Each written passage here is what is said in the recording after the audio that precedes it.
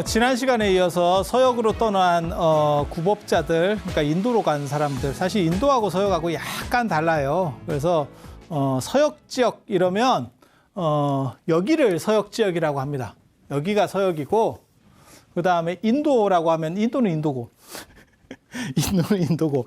그래서 서역 지역하고 인도하고 약간 다르고, 그 다음에 서역이라고 하는 데가 문화가 굉장히 높습니다. 지금하고 달라요. 지금하고 달라서 실크로드 교역로 때문에 뭐 돈이 되니까. 그래서 문화가 굉장히 융성하고, 전에도 제가 말씀드렸었잖아요. 저 서역에서 불교들도 발전하고, 이 덕분에 지금 우리가 쓰는 용어 중에 붓다를 불타로 음역하지 않고 불로 음역하게 되고, 승가도 승으로다가 이렇게 축약한 게 다 저게 서역 언어의 영역이다. 그래서 서역에서 얼마나 많이 불교가 바뀌었고, 그 다음에 변모하고 발전했는지, 그거는 앞으로도 과제입니다. 그래서 제가 공부하는 사람 중에서 너가 만약에 1인자가 되고 싶은 게 있으면 제가 둘 중에 하나를 언제나 얘기를 해주거든요. 한국 불교를 하면 1차적으로는 1인자가 됩니다. 아니, 그건 뭐 그렇게밖에 안 돼요. 제가 불국사 가지고 박사 논문을 썼는데, 박사 논문 쓰는 순간에 1인자예요. 왜? 내가 첫 번째 박사 논문이니까. 그렇게 가는 거예요. 전 세계에 누가 불국사 갖고 박사 논문을 쓰겠어. 이렇게 가는 거예요. 그래서 한국 거를 하면 무조건 1인자부터 먹고 들어가요. 너무 특이한, 어느 정도 이상만 하면, 그렇게 가는 거고, 그 다음에 지금 불교 안에서는 티베트 불교에 대한 연구가 상당히 이제 좀 각광을 받고 있고, 그거보다 더 제가 보기에는 미래적으로 중요한 게 저 서역 불교. 서역에, 그리고 의외로 저기에 뭔가 이렇게 많이 남아있어요. 저기 사막 기울에서 땅에 묻혔던 게 나오는 경우들이 많습니다. 그러니까 인도에서 더 이상 책이 나오겠습니까? 인도는 책 없다고 보시면 됩니다. 그러니까, 물론 뭐 거기는 종이를 쓴 것도 아니지만, 그래도 기록 같은 걸 이렇게 적어 놓잖아요? 뭘로 적었든지 간에 그 기후대에서는 남기 어렵습니다. 습하잖아요. 습하고 덥고. 근데 저기는 건조 지역이잖아요. 그러니까 그냥 묻어놔도 남아요. 시체도 그냥 넣어도 나온다니까. 시체도 그냥 넣어 나와요. 그래서, 그리고 무덤 같은 데 이렇게 만들면서 관 같은 데다가 이렇게 종이 같은 거 이렇게 배접하고 이런 데서도 이게 대박이 납니다. 그래서 저쪽 불교를 연구할 수 있으면 저거는 전 세계적으로 주목받는 학자가 될 거다. 그 다음에 한문을 진짜 잘해서 중국의 아비달마, 그러니까 현장 스님이나 이런 분들이 번역한 아비달마 문헌이 있어요. 그러니까는 소승불교, 부파불교 문헌들을 자기가 이렇게 좀 많이 할 수 있으면, 그 다음에 대승불교라도 유식이라든지 이런 거 그 시대의 언어로다가 다시 그거를 잘 해석해낼 수 있으면, 그러면 1인자가 될 거다, 이런 얘기를 합니다. 그러니까 모든 언어는 문자도 그렇고 다 마찬가지예요. 그 시대마다 좀씩 바뀝니다. 그거를 정확하게 잘 이해해서 그 시대의 뜻으로다가 다시 번역해낼 수 있느냐, 그거 굉장히 중요하거든요. 그러니까 현장 스님이 번역하던 거하고 지금 우리가 읽는 거하고 다르다니까요. 의미들이 좀씩 다르다니까. 그걸 그 시대의 언어로 다시 번역해서 왜 이 사람은 이렇게 번역했는지를 추정해내면, 뽑아내면, 그리고 현장 스님이라든지 그런 분들이 중국에서 많은 번역들을 한 게 실제로 원전이 없습니다. 지금은 인도에 없어요. 인도에 원전이 있으면 사실 상황이 좀 바뀌는데 원전이 없기 때문에 지금 번역본만 갖고 그걸 되살려야 되는 작업들을 할 수 있느냐, 이것도 굉장히 중요하거든요. 그래서 그런 거 하면 이제 뭐 대박이 나는 거예요. 그래서 그런 거. 아무튼 이쪽은 하기만 하면, 해낼 수만 있으면 세계적 학자가 될 수 있다라고 말할 수 있는 게 바로 이 동네입니다. 그 대신에 위험성이 엄청나게 높죠. 문화적으로도 여러 다양한 게 섞여 있고, 그리고 제가 늘상 얘기하는 거 있거든요. 박사 논문을 쓸 때는 더 이상 안 나올 걸로 써야 된다. 새로운 자료가 나올 걸 쓰면 타격을 입어요. 그러니까 예를 들어서 뭐 내가 논문을 썼는데 이거는 우리나라에 3개밖에 없어요. 딱 이렇게 했는데 통일됐더니 북한에 하나가 더 있었어요. 뭐 이렇게 나오면 이 경기 끝나는 겁니다. 그래서 더 이상 없는가를 확인해라, 이걸 해야 되는데 저쪽은 그게 안 되는 거예요. 파다가 뭐가 나올지 몰라요. 그래서 상당한 위험성은 있지만 여기 하면 진짜 뭐 대박 나는데 라고 보시면 돼요. 그래서 이쪽이 서역 지역. 서역은 이 동네를 얘기한다. 뭐 천산북로 쪽은 별 볼 일이 없어요. 오아시스 도시들이 없어서. 그래서 이쪽은 거의 그냥 하이패스로다가 다녔다고 보시면 되고, 이쪽에 이제 중간중간 오아시스 도시들을 이렇게 거쳐가면서 그래서 그 오아시스 도시 중에서 아까 얘기했잖아요. 이 구자국 제일 북쪽에서는 중요하고 천산북로에서 천산남로에서 중요하고 그 다음에 서영남로에서는 호탄 중요하고 그리고 그렇게 사람들이 왔다 갔다를 하게 되고 그 다음에 이제 의정이라고 하는 사람은 사실은 율 때문에 간 거예요. 의정이라고 하는 분은 율 때문에. 이분은 법현 스님 같은 경우는 초기이기 때문에 여러 가지를 좀 알고 싶었고 그 다음에 현장 스님 같은 경우는 유식학입니다. 철저하게 유식학 공부하러 갔던 분이고 그 다음에 의정 스님 같은 경우는 율. 그래서 현장 스님이 갔다 오셔가지고 경전 엄청나게 많이 갖고 온 거를 자은사의 대안탑에다가 모셨었죠. 그 기록을 보면 더 이상 왜 구법승들이 잘 가지 않는가를 알 수 있어요. 그 대안탑에다가 이렇게 그 원래는 다 돌로 만들려고 했는데 나중에 그게 돌로 만드는 게 불가능하다라고 판단을 해서 나중에 벽돌로다가 바꾸게 되거든요. 지금도 대안탑 중국의 자은사 가보시면 장안에 가면 자은사 청룡사 진짜 중요한 절들이거든요. 자은사라고 하는 절은 어떻게 보면 자은사를 중심으로 해서 이렇게 상권이 형성돼 있죠. 가면 되게 재밌습니다. 절을 중심으로. 그러니까 봉은사 같은 느낌이 아니고 봉은사가 코엑스라고 생각하시면 돼요. 그 정도 위치에 있다라고 보시면 돼요. 그래서 그걸 전체를 이렇게 그 동네 상권을 다 이 자은사를 중심으로 해서 거기 대안탑 거기 보면 뭐라고 나오냐면 거기다가 경전들을 쭉 다 모셔놓고 꺼내서 번역을 하는 거예요. 번역을 하고 더 이상 이 번역된 경전은 보지 않는다라고 하는 이야기가 나옵니다. 그러니까 중국 사람들은 저게 도대체 무슨 근자감인지를 모르겠어. 번역이 완전하다라고 생각하는 거예요. 완전하기 때문에 원어에 대한 이해는 더 이상 필요 없어. 이게 중국 사람들의 어떻게 보면 자신감일 수도 있어요.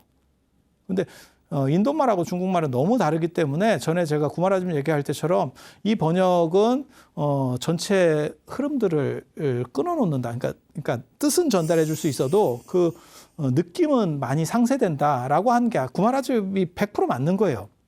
그런데 현장 때만 하더라도 너무너무 자신감이 있어서 이렇게 번역됐는데 뭐 번역거로 충분하지 뭐 한다고 이거를 원문을 보냐? 이렇게. 그래서 현장 때만 하더라도 원문을 아는 사람들이 많이 있었는데 그 흐름이 다 끊어지는 거죠. 이 흐름이 끊어졌다는 거는 원전에 대한 필연성이 없다라고 하는 얘기는 더 이상 안 가도 된다는 얘기예요. 아니 우리나라에 다 있는데 뭐하러? 이렇게 생각을 하는 거예요. 굉장히 재밌죠. 굉장히 재밌죠. 그리고 의정 스님은 이제 현장 스님보다 더 뒤인데 이분은 이제 바다로 갔다가 바다로 오게 되는 거고 제일 오래 머물렀습니다. 24년 동안 머물렀고요. 그렇게 해서 이제 설일체 유부의 유부율 저게 좀 안타깝게도 저거를 세트로다가 이분이 한 번만 묶어줬으면 되게 좋은데 그래서 남북전 육부율이라고 얘기할 때 우리가 뭐 하냐면 4분율, 5분율, 그다음에 10속률, 마하승기율 이게 이제 4대 광률이라고 하거든요. 이건 세트로다가 묶여 있습니다. 세트로. 이 마하승기율 번역할 때 법현 스님이 참석했던 거예요. 일부를. 그렇게 요거를 광률이라고 4대 광률이라고 요거는 세트로다가 전체가 한 본으로 묶여 있어요. 한 질로 묶여 있어요. 그런데 애석하게도 유부율은 다 쪼개져 있어요. 저걸 하나로다가 세트로다가 딱 묶어줬으면 이것도 광률이라고 얘기하기가 좋은데 그 조금 안타깝죠. 그리고 여기에다가 플러스 남방률. 남방에 빨리율을 넣어가지고 이걸 육부율. 남북전 육부율이라고 합니다. 남전, 북전의 5부율. 이렇게 해서 합쳐서 육부율. 그러니까 이게 굉장히 재밌는 게 사람들 생각할 때는 남방 쪽이 훨씬 더 자료가 많은 거 아니에요? 아니에요. 중국 쪽이 훨씬 많은 거예요. 이게 요 하나 정도에 해당하는 거거든요. 그러니까 이 얘기는 뭐냐면 5배는 많은 거예요. 그래서 이런 쪽으로 전해진 거 말고 이쪽에만 있는 거를 연구할 수 있으면 그건 상당한 의미가 있어요. 상당한 의미가 있어요. 그래서 그런 거를 어떻게 좀 잘 해봤으면 하는 그런 게 있고 저 의정 스님 같은 경우는 그 당시만 하더라도 유부율이 제대로 안 돼 있어서 저거를 이제 가서 당신이 이제 경전도 가지고도 오고 번역도 하고 혼자서 다 한 거예요. 그래서 유부율에 대해서 체계를 다 밝히고 그래서 157권이나 번역을 하고 지난 시간에도 얘기했지만 이 어른이 이제 잘한 거는 저런 거죠. 남의 기기 내법전 뭐 다 남의 기기 내법전 그다음에 법현의 불국기 그다음에 현장의 대당서역기는 한 번 정도는 다 들어본 얘기입니다. 한 번 정도는 들어본 얘기예요. 그리고 그중에서 제일 유명한 건 대당서역기죠. 현장의 대당서역기. 마르코폴로의 동방견문록 그다음 이분 바투타의 여행기와 더불어서 전 세계 3대 여행기라고 불리는 거예요. 그리고 이분 바투타라고 하는 아랍 사람이 여행한 거리는 더 멀어요. 현장 스님보다 더 멀어요. 그렇지만 치밀한 기록으로 얘기하면 현장 스님이 뭐 제가 보기에는 최고입니다. 팔이 안으로 굽어서가 아니고 이게 사람이 머리가 좋아서 그래요. 머리가 좋으니까 자기가 경험했다고 하더라도 그것을 기록할 수 있느냐는 또 다른 얘기예요. 그리고 현장 스님은 일지 같은 게 있었던 것 같아요. 아무리 인간이 머리가 좋아도 저걸 다 기억할 수는 없어. 그러니까 조금씩 좀 쓰면서 다니는가 봐. 이렇게 쓰는 사람이 있거든요. 왜 그런 거 있잖아요. 난중일기 생각을 해보세요. 전쟁 상황에서도 이순신 장군이 일기를 그거 안 빼먹고 계속 쓴다는 게 한두 줄이라도 쓴다는 게 쉬운 거 아닙니다. 여러분 가계부 써보셔서 아시겠지만 그게 쉬운 게 아니에요. 얼굴을 보니까 가계부를 안 써본 얼굴이네. 그게 쉬운 게 아니에요. 우리 어렸을 때 일기 썼잖아요. 방학 끝날 때 일기 쓰잖아요. 그게 쉬운 게 아니에요. 쉬운 게 아니에요. 그래서 현장 스님 같은 경우는 진짜 뭔가 이게 있었던 것 같아요. 초작업이 있었던 것 같아요. 그래서 기본 자료들이 있고 거기서 이제 기억을 되살리는 거죠. 그리고 당신이 워낙 머리가 좋은 분이니까 20대 후반에 벌써 중국에 선생이 없었던 사람이니까 그걸 이제 배경으로 해서 이제 쓸 수 있는 거죠. 그래서 제가 전에도 그런 얘기 했잖아요. 이게 기행문 같은 경우도 머리 좋은 사람이 다녀와야 이게 뭐가 되지. 머리 나쁜 사람 백날 가봐야 소용없다고. 가도 자기가 어디 가는지를 몰라. 어디 갔는지 몰라. 그렇죠. 그런 경우 많이 있다니까요. 제 주변에도. 절에 뭐 이렇게 답사 갈 때도 그렇고, 그 다음에 외국 갈 때도 그렇고, 가자 그러면 사람이, 안 가본 데인가? 이러고 신청했다가 나중에 와보고, 나 여기 와봤던 데네. 이렇게. 맞다. 내 여기 전에 왔었는데. 근데 몰라. 가기 전까지는 아무도 몰라. 참 희한하지. 마치, 전생을 겪는 것 같잖아요. 그치? 전생을. 그래가지고, 여기 처음 와봤는데 많이 느낌이 익숙해요. 뭐 이런 거. 그래서 머리 좋은 사람이 해야 돼요. 그래서 이 의정 스님, 그리고 요 세 분의 특징은 지난 시간에도 말씀드렸지만, 육로로 가서 해로로, 그 다음에 육로, 그 다음에 해로. 그래서 이 양반이 수마트라 섬 쪽, 그런 쪽에 대해서도 기록들을 남겨놓습니다. 그래서 이 양반이 그런 기록들을 남겨놓는 것 때문에 그 당시 뭐 관부르식 했던 거, 그러니까는 부처님 오신 날에 이렇게 머리에 물 뿌려드리는 거 있잖아요. 그런 의식들, 뭐 이런 것들에 대해서도 알 수 있는, 저 당시에는 저렇게 했었구나라고 하는 걸 알 수 있는. 그리고 동아시아의 3대 기행문도 있어요. 이분바타 여행기 말고 이거는 세계적으로 얘기할 때 요 세 개를 꼽는 거고, 동아시아의 세 개를 꼽을 때는 해초 스님의 왕호천 축국전. 왕호천 축국전은 진짜 운 좋아서 발견된 거예요. 대당서역기 플러스 왕호천 축국전 플러스 그 다음에 일본의 원인의 입당구법 순례행기. 예닌이라고 하는 사람이에요. 일본 발음으로는. 이 사람 굉장히 특이해요. 일본 사람이 원래 저런 것 같기도 하고, 일본 사람 굉장히 치밀하게 기록하더라고요. 일기까지는 아닌데, 중요한 일기 그러니까 일기도 두 종류로 쓰거든요. 매일같이 뭐라도 쓰는 사람이 있고, 중요한 일 있을 때마다 쓰는 사람 있잖아요. 저게 중요한 일 있을 때마다 쓰는 스타일이거든요. 상당히 꼼꼼하게 기록해놨습니다. 그래서 예닌의 기록들을 보면 그 당시 시절에 그래서 장보고 쪽도 이야기도 알 수 있고, 그 다음에 또 뭘 알 수 있냐면 오대산 이야기들, 그 다음에 저 때가 나중에 이제 당 무종의 회창범란 이래서 외국 수녀들이 다 쫓겨날 때예요. 불교가 패불되면서 다 쫓겨날 때. 그래서 그런 상황들에 대한 것도 우리가 다 이해할 수 있고, 그 다음에 보타락가산에 뭐 붉은 거 가늠한 얘기 이런 것들도 다 나름 꼼꼼하게 적어놨습니다. 그래서 우리나라 사람은 사실 저렇게 꼼꼼하게 잘 안 적거든요.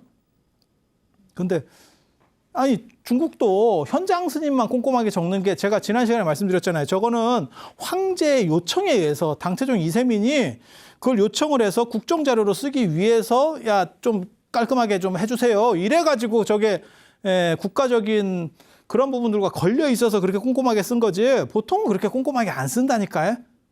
근데 희한하게도 하여간 일본 사람들이 뭔가가 있는 것 같아. 그런 건 치밀한 것 같아요. 우리하고 약간 성향이 다른 것 같아요. 그래서 요게 이제 3대 기행문이라고 말은 하는데, 이거는 그러니까 중국, 일본, 그다음에 한국 이렇게. 해초 스님 거는 사실 몇 장 없습니다. 그리고 원래도 그렇게 두꺼웠던 것 같지 않고, 그다음에 저게 도낭에서 발견되는데, 도낭에서 그냥 기행문 같은 게 단편이 조금 발견된 거죠. 그래서 그게 뭔 책인지를 아무도 몰랐던 거야, 제대로. 근데 저게 이제 일체경임이라고 하는 책에 보면 그 얘기하고 맞춰보니까 거기에 이제 해초 스님의 왕호천주국전을 인용하는 얘기들이 나와요. 그 인용하는 거하고 이렇게 맞춰보니까 책이 맞는 거예요. 그래서 앞대가리가 없어도 이게 왕호천주국전인갑다. 이렇게 이제 밝혀지게 되는 거거든요. 그래서 해초 스님이 잘 모르시는 분들은 되게 만만하게 봅니다. 그러니까 해초 스님을 그냥 인도나 다녀오신 분인가 봐. 이렇게 오지 여행가인가? 성지순례가인가? 뭐 이렇게 생각하시는데 안 그래요. 굉장히 큰 스님이에요. 굉장히 큰 스님입니다. 그래서 이게 이제 당나라 때 보면, 당나라 때 두 번 아주 정치가 잘 될 때가 있어요. 그게 정관해치, 개원해치거든요. 개원해치라고 하는, 이게 당 현종 때고 이게 당 태종 때입니다. 이게 둘 다 연호예요. 연호예요. 그래서 저 개원 3대사라고, 저 때는 또 밀교가 굉장히 번성했던 시절이거든요. 밀교가. 그래서 선무의 금강지, 그다음에 여기 나오는 불공금강, 이렇게 불공, 이 세 명을 개원 3대사라 그래요. 근데 해초 스님이 금강지의 제자기도 하고 나중에 불공금강의 제자기도 해요. 근데 여기서 불공금강한테 이게 좀 족보가 재밌어. 이거 약간 족보가 꼬이는데, 선무회라고 하는 사람이 있고, 이게 인도 사람이에요. 금강지가 원래 해초 스님 스승이거든요. 그리고 불공의 스승이기도 해요. 그래서 불공, 이렇게 세 분이 있는데 이걸 개원 3대사라고 하거든요. 다 밀교 승려입니다. 그런데 해초 스님도 이 금강지 제자거든요. 그럼 이게 사형제인데 이분이 돌아가시니까 일로 들어가? 야, 이거 좀 족보가 좀 꼬이는데. 그렇게 해서 저 불공 스님의 제자가 2,000명이 있대요. 거기 6대 제자 중에 한 명입니다. 굉장히 높은 겁니다. 굉장히 높은 겁니다. 그리고 여기에서 또 뭐가 있냐면 외국인이거든요. 외국인은 좀 이렇게 약간 낮춥니다. 그게 외국인도 인도 외국인이면 그 당시에는 괜찮고, 뭐 신라에서 왔어요 이러면 이게 조금 이해가 됩니까? 그런 시절이거든요. 그런데도 해초 스님이 저기서 6대 제자에 들어갈 정도니까 해초 스님이 굉장히 대단한 분이에요. 그러니까 여러분이 생각할 때는 해초 스님이 뭐 그런가? 이거 완전히 다릅니다. 그래서 금강지가 가라 그랬다는 거예요. 723년에 금강지가 내가 인도에서 이렇게 왔는데 당신이 한번 가보세요. 이렇게 하는데 그거를 역행으로 시켰다는 거예요. 역행으로. 그래서 해로로 갔다가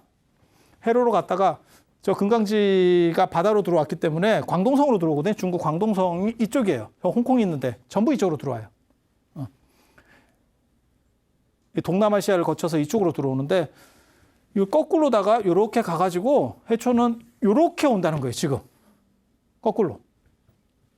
그렇게 해서 727년에 파미르 넘고 그 다음에 구자국에 도착했고, 구자국이 어디냐면 여기 파미르를 넘어서 이렇게.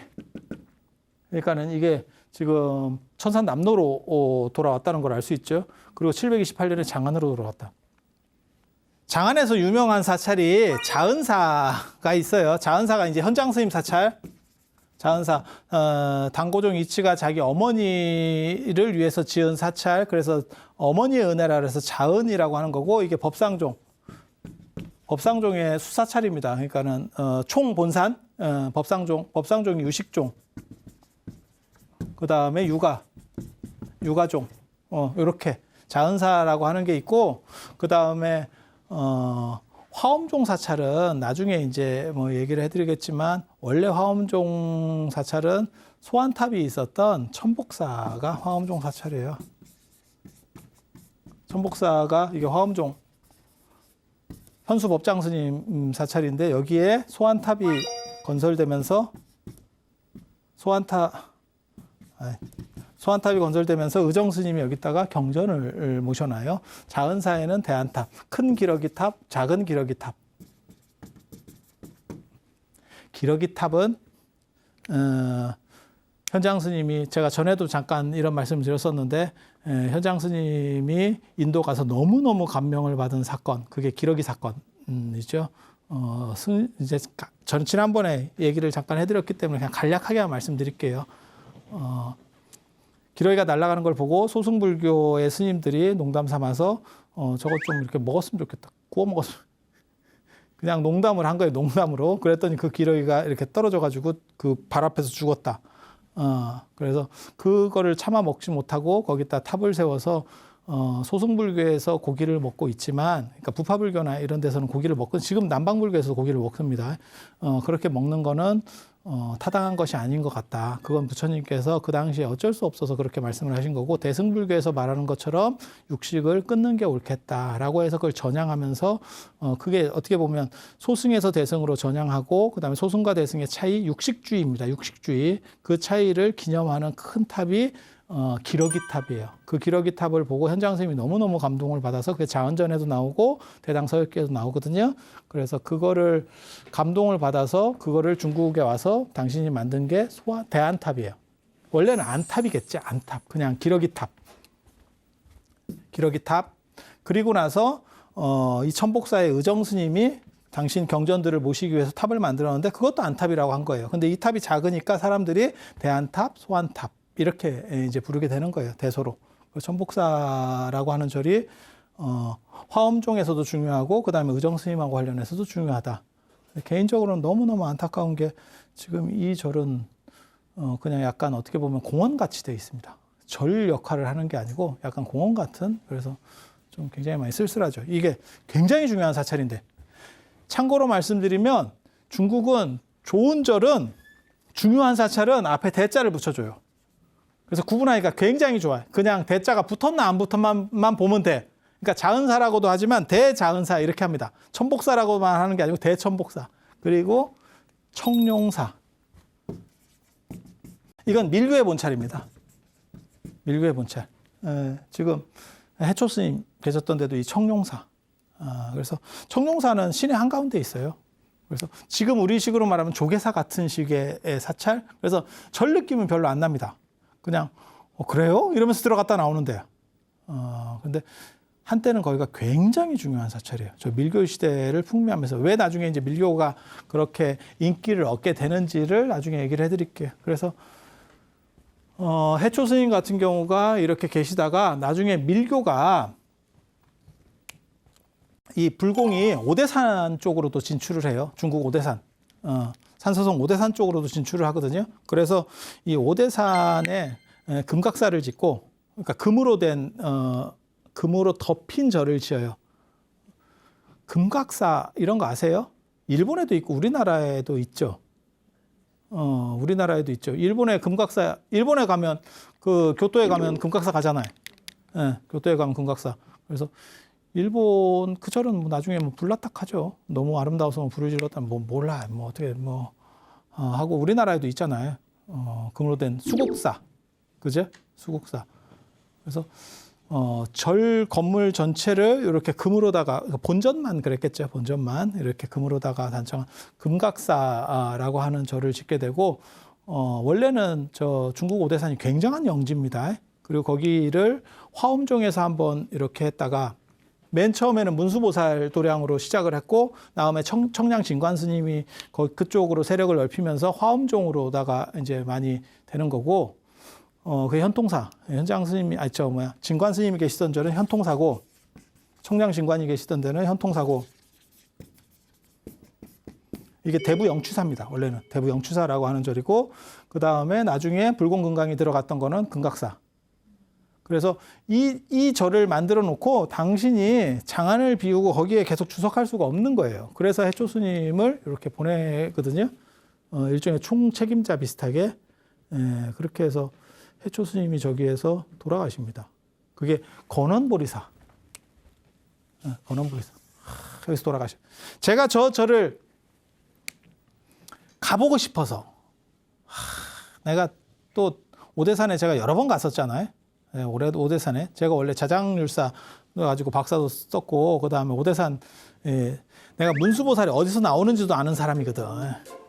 내가 문수보살 출몰 그 다음에 자장률사가 어디서 문수보살 만났는지 이런 거 나밖에 모르거든 지금. 사람들 잘 몰라요. 왜? 없어. 지금은 흔적도 없어. 그래서 대충 이제 옛 기록을 봐가지고 어디쯤일 거야 이렇게 추정을 해봐야 되는 거예요. 그런데 저 건원보리사도 제가 봤죠. 가보려고 했었으나 거기 내려가는 길이 쉽지 않아서 차도가 없어. 그래서 이게 쉽지 않아서 봤죠. 위에서 이렇게 저기가 건원보리사다. 저 건원보리사다. 이렇게 참 슬픕니다. 이게 저도 꼭 가보고 싶어요. 개인적으로는 꼭 가보고 싶은 절이에요. 그래서 그런 게 있고 또 우리나라에서 겸익이라는 분이 저거는 이제 기록에 저기 남아있지 않습니다. 저게 미륵불광사 사적이라고 하는 그러니까는 불광사라고 하는 절에 대해서 미륵보살을 모셨는가 봐요. 미륵보살을 모신 불광사라고 하는 절의 사적기에 나온 저희가 나온데 그게 이능화의 조선불교통사에 저 기록이 있어요. 그러니까 이능화 선생 때만 하더라도 저걸 봤고 지금은 저 원자료는 없어졌습니다. 그래서 겸익이라고 하는 분이 인도의 상가나대율사에 가서 뭐 오부유를 배워왔다. 뭐 이런 기록들이 있어요. 그러니까 백제 시절에도 갔었던 거예요. 그리고 백제는 갔을 것 같아요. 그냥 생각을 해봐도 백제가 원래 이게 해상 쪽으로 많이 발전한 나라이기 때문에 충분히 갔을 것 같아요. 그러니까 지금 여러분이 자꾸 착각을 하시는 것 중에 하나가 뭐냐면 우리가 조선이라는 나라를 겪으면서 바다로 우리는 안 나갔을 거야라고 생각을 자꾸 하거든요. 근데 삼국시대나 고려시대 때까지만 해도 바다로 계속 나갔습니다. 그래서 무역을 많이 했던 나라예요. 그리고 그렇게 될 수 있는 이유는 뭐냐면 사실은 불교적 발전. 불교라고 하는 나라가 불교라고 하는 사상이 인도 거기도 하고 그 다음에 상업주의적인 부분이 강해서 그러니까 무역이라고 하는 개념들이 강하기 때문에 불교가 발전하면 그런 것들은 아울러 발전해요. 근데 조선시대 때는 농업 중심이기 때문에 제가 전에 그런 얘기를 잠깐 해드렸었잖아요. 상업이라고 하는 거는 이게 장사한다는 뜻이 아니에요. 그냥 앉아서 물건 판다는 뜻이 아니에요. 이거 대상무역을 얘기하는 거예요. 대상무역의 특징은 사람들이 굉장히 움직이고 이동을 하고 그 다음에 합리적이에요. 가성비가 떨어지면 안 사지. 지금 우리나라에 닥친 것도 뭐예요? 이제는 직구잖아요. 직구를 그 전까지만 해도 뭐 이렇게 이제 잘하는 애들만 들어갔는데 지금은 아예 대행을 해주지. 자기네들이 몇 푼 남겨 먹고 그냥 대행을 해줘 버리는 거예요. 그러니까 어떤 거는 야 이게 우리나라 물건인데도 불구하고 외국에서 사갖고 들어오는 게 더 싸구나. 뭐 이런 거지 같은 경우가 다 있대. 이것들이 도리어 한국 사람을 봉으로 알았던 거야. 한국 물건인데.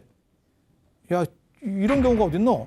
이제 이런 경우도 있고 그 다음에 어떤 거는 뭐 수입품 중에서 뭐 약이라든지 뭐 몇몇 가지는 외국에 훨씬 쌉니다. 아니 똑같은데. 그런 것들을 이제 인지를 하게 되는 거죠. 이게 이제 완전히 열리면서 무슨 일이 벌어지냐면 이 차등을 이제 못 두죠. 이거 못 막죠. 이걸 두면 욕만 태바가지로 먹는데? 그러니까 이제 같이 가는 거죠. 그래서 합리성과 이동이라는 게 있어요. 이건 배신이 아닙니다. 아니 물건을 꼭 우리나라 인터넷으로만 구매해야 될 필요가 없잖아. 그게 무슨 놈 배신이야. 싼 데로 가는 거죠. 그래서 상업이라고 하는 건 이렇게 되면 사람의 정신이라든지 문화가 발전하게 돼요. 그 대신에 이게 단점이 뭐냐면 위정자들 입장에서는 통제가 어렵습니다. 이것들을 통제하기가 어려워요. 그래서 이게 소득이 더 많다는 걸 인지하면서도 뭘 권장을 하는 거냐면 유교에서 농업주의예요. 농업은 제가 전에도 말씀드렸잖아요. 농업은 세금을 올려도 못 버텨요. 그냥 세금 내는 것밖에 없어요. 그 땅을 떠나서 살 수가 없는데 상업은 짐 싸서 가버린다니까요. 지금도 마찬가지죠. 우리나라가 조세를 이렇게 조금씩 뭐 예를 들어서 기업에 대한 세금들을 좀 올리고 그 다음에 무역 같은 거 할 때 이렇게 조금 더 힘들게 하고 그 다음에 환율 같은 거를 이렇게 잘못 조금만 이렇게 움직이잖아요. 그러면 돈 다 빠져나갑니다. 저 사람들이 무슨 뭐 의리로 우리나라에 남아있겠어요? 외국인 투자나 뭐 이런 것들이. 우리 IMF 때도 겪었잖아요. 죽는다 싶으니까 그냥 막 싹 빠지는 거예요. 썰물 빠지듯이 쫙 빠지는 거예요. 그래서 그걸 잘 맞춰야죠. 상업에는 야 그게 너네가 우리랑 얼마나 했는데 그렇게 의리 없는 행동, 그건 말 같지도 않은 거예요. 그런 건 없어. 그래서 불교가 발전하면 이런 식 구조들이 움직이기 때문에 나라가 강해질 수밖에 없는 겁니다. 이제 좀 이따가 이제 다음 시간부터 이제 본격적으로 얘기를 하겠지만 수나라 얘기에 들어가면 수나라가 이제 통일제국이 되면서 수나라가 채택한 지배 이데올로기가 수나라 당나라 다 마찬가지예요. 불교거든요.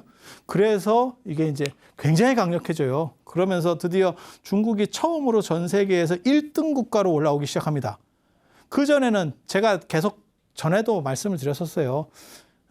자꾸 중국 옆에 있어서 우리가 중국이 대단하다라고 생각을 하니까 중국은 처음부터 컸는갑다 이렇게 생각하지만 실제로는 로마한테 안 됐습니다. 로마한테만 안 된 게 아니고 인도한테도 안 됐어요. 중국은 그냥 3등 국가였었어요. 3등 국가. 그러니까 로마가 1등이고 그 다음에 인도예요. 인도가 왜 중국보다 대단한지 당신이 아느냐?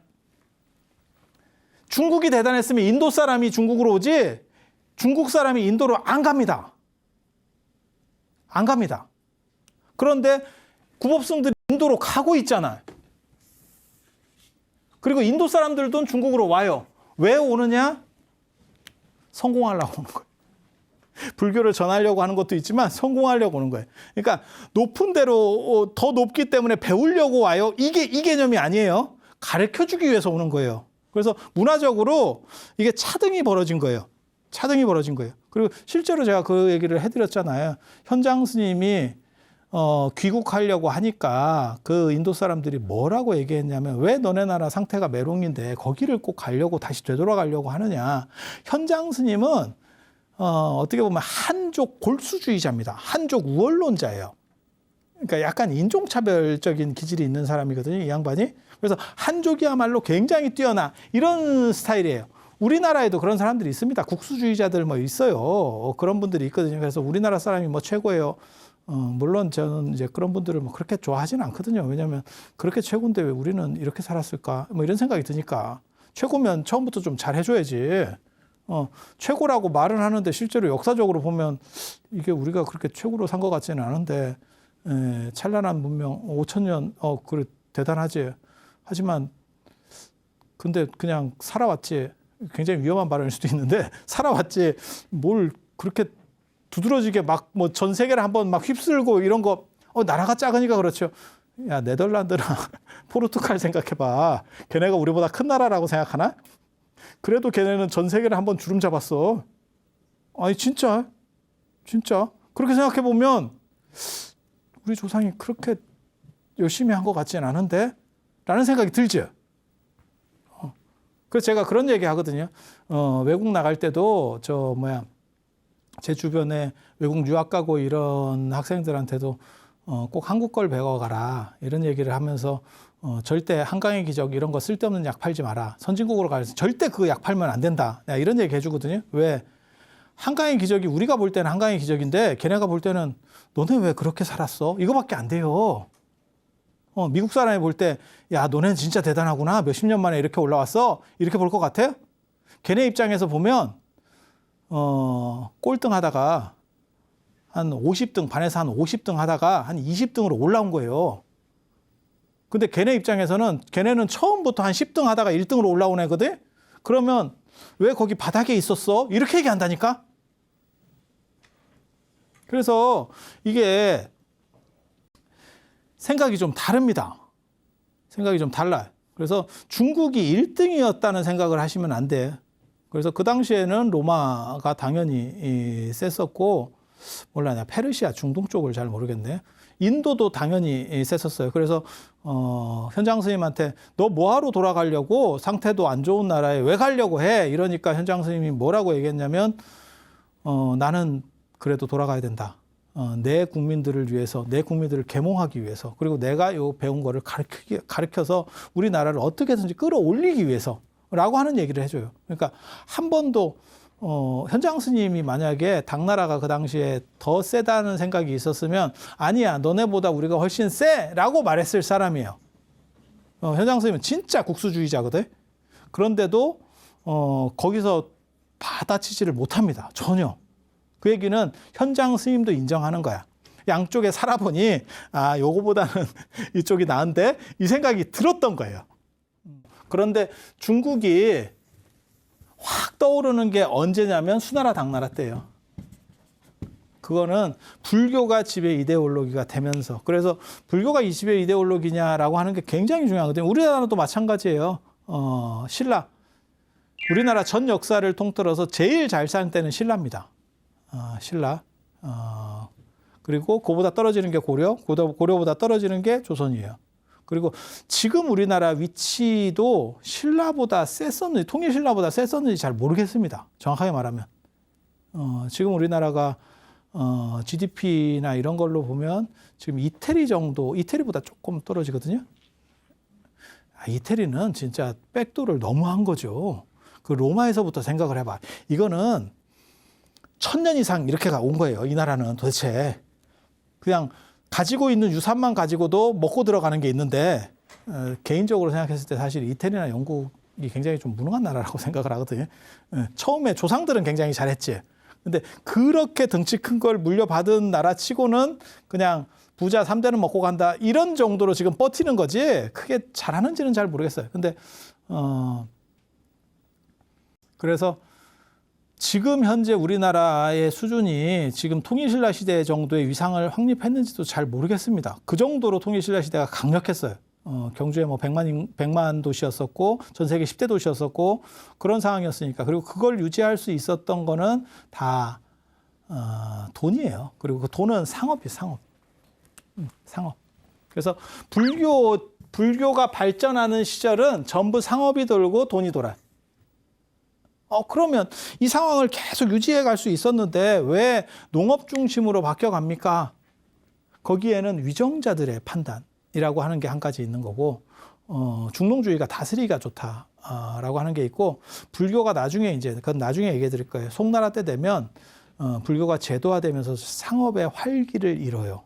제가 그런 얘기 했었거든요. 북위 시대나 이런 것도 왜 북이나 이런 사람들이 무너질 수밖에 없느냐. 한화 정책이라고 하는 거예요. 자기 걸 잃어버리고 초심을 잃고 한족에 동화되는 거죠.